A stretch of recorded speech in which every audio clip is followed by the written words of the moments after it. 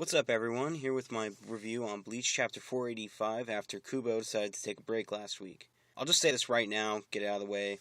I'll talk about it later, but I loved the hell out of this chapter. Okay, so it starts off with the Vanderreich leader still in pain after the king cut off his arm. They start to argue about how he should be standing instead of rolling around on the ground in pain, even though he's missing the arm. And he asks for his and Ivan's report, and then we get our title, The Foundation Stones. We cut back to Yuki and the rest of the gang talking about how Ichigo should be back any minute from his fight. When he does return, Yuki gets a call from Soul Society telling him to return for the funeral of Division 1's Vice Captain Chojiro.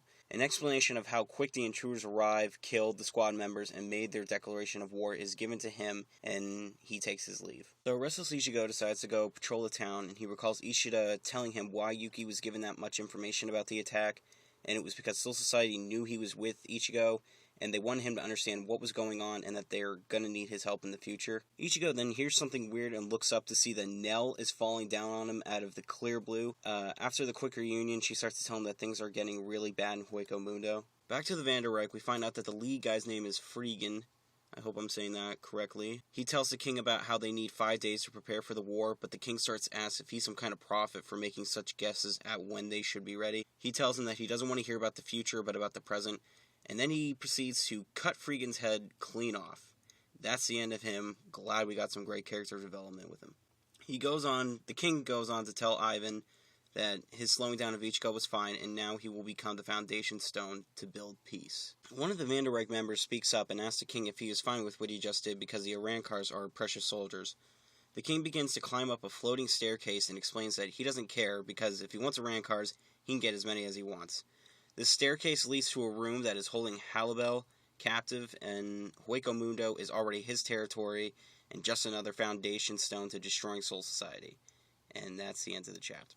Love this chapter. Honestly, one of the best ones that we've had in a long time. We found out that Chojiro did die, which was big since it always seems like Kubo can't kill any of the good guys. Nell finally returned. I was really excited to see her back, even if she was only carrying bad news. And we now know that the Vanderreich is holding Halibel hostage in their palace. This has to be because Kubo said in multiple interviews that she did survive the Aizen attack, and she returned to Hueco Mundo, and she became the new leader. And now with the leader of Hueco Mundo in the hands of the Vanderreich, they can easily take over, which was pretty similar to Aizen's plan. This can only be leading to Grimmjow's return, which will be awesome.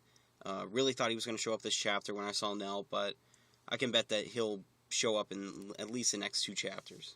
That's it for Chapter 485, but please let me know what you guys thought of the chapter in the comments below. Remember to like, comment, and subscribe if you want to see more Bleach reviews, and I should be back Friday for my Fairy Tail review. Alright, peace guys.